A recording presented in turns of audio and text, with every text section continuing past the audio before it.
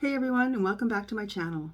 I'm a CPTSD survivor, trauma-trained educator, and somatic coach, and in this video I'm going to talk about the differences between PTSD and complex PTSD. These are two types of trauma responses that can look pretty similar at first, but there are some key differences that make each one unique. So whether you're here to learn for yourself or to understand someone you care about, let's dive into what sets PTSD and C-PTSD apart.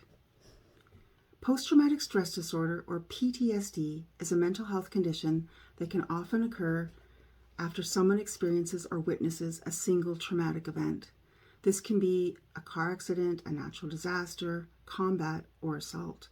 The hallmark symptoms of PTSD often include flashbacks or reliving the event, nightmares, avoiding situations that remind them of the trauma, intense anxiety, or feeling on edge.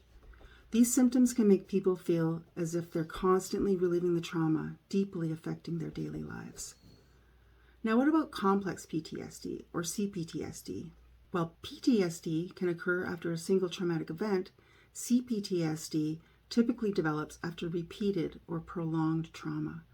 This often happens in situations where escape feels impossible, like in cases of long-term abuse, child neglect, or captivity.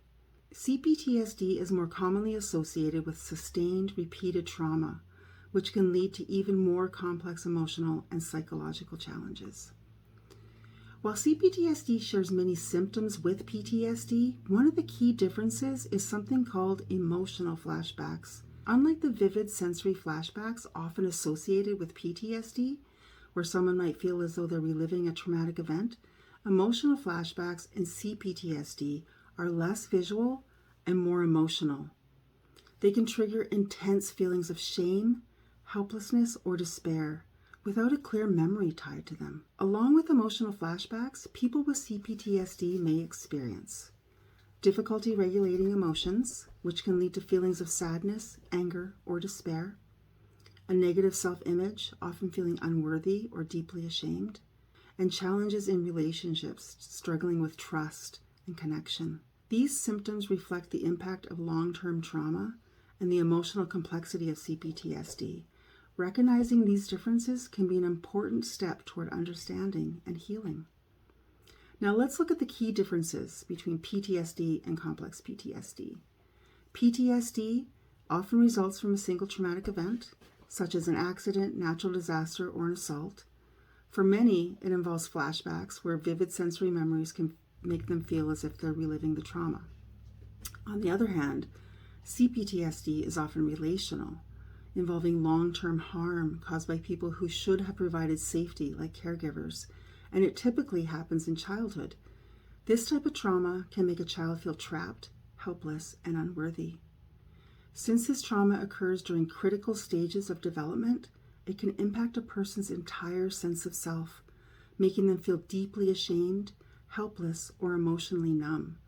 C-PTSD can involve something called emotional flashbacks, intense waves of emotions like shame, fear, or despair that can appear suddenly and without a clear link to the present moment. This differs from the sensory flashbacks that are common in PTSD.